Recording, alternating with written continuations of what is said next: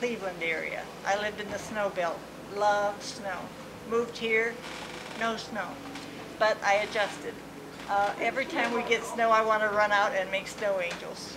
I love to write for children, and the joy that I see on the children's faces when I read to them is priceless.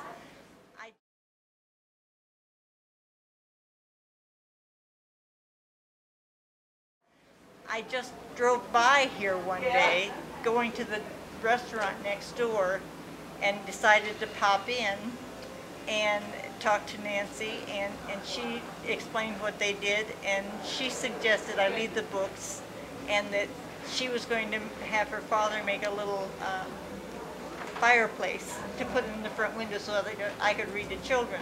Well, we had it all set up to read to children. The children didn't show up, and so I read to the adults, and my friend said, you should be reading to the adults. They're the ones with the money, and they're the ones that will okay the books. And so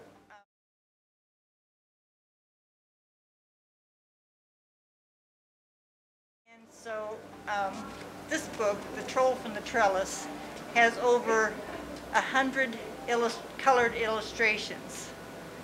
Well, that's a lot of money. And so I felt like God was leading me in this direction, and if he didn't want me to do it, he wouldn't give it to me. I feel like God has given me the talent. And so then I got a little kids piano from Goodwill, and that's how I played the song that I wrote for the book.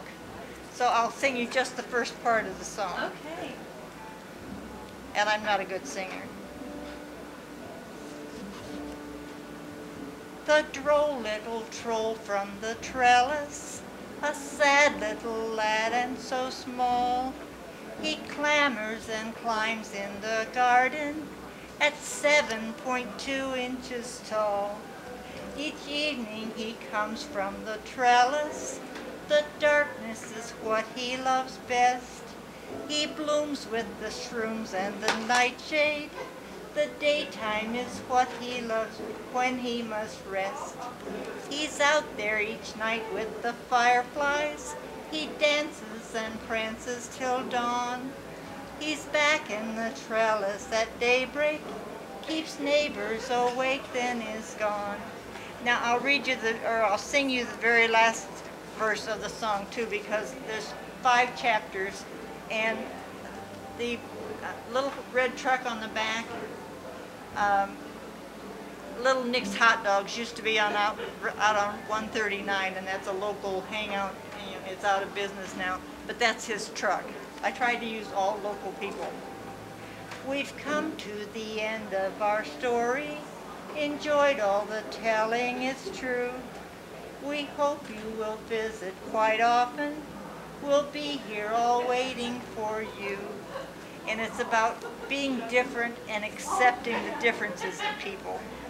And I don't think children's stories should just be fairies and not a message. And I tried to teach a message in this one. This one.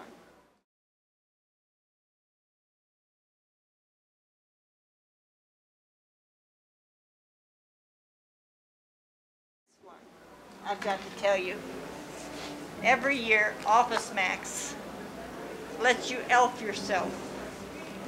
And I was elfing myself and my husband with our 2 great-grandsons. And I kept saying, elf yourself, myself the elf. I wrote this in 5 minutes. And I love the story, and the kids do too. So this one is the one I'll read to you completely. Okay. Myself the elf is rather tall, but elves you see, should be quite small. But we still do the elfy things like making toys and fairy rings. I'm much too large to hide in sight, but don't consider that my plight. I rather like to be the one that children ask to join the fun. I've played hopscotch and keep away, some volleyball, or spent the day just lying in the grass to spy on clouds that play as they pass by. Myself the elf helps Santa Claus, A1 at making toys because I'm tall enough to reach up high and hang the painted toys to dry. Myself, the elf, the harness bells are polished by myself, the elf, and that is why you'll hear them jingle overhead when you should be asleep in bed. Santa says that I'm the best, but shh, I'm not to tell the rest, for they'd be jealous if they knew. It's just a secret told to you. So please don't say a single word. Myself, the elf, should be unheard. I thank you all for listening. Come back when snow is glistening.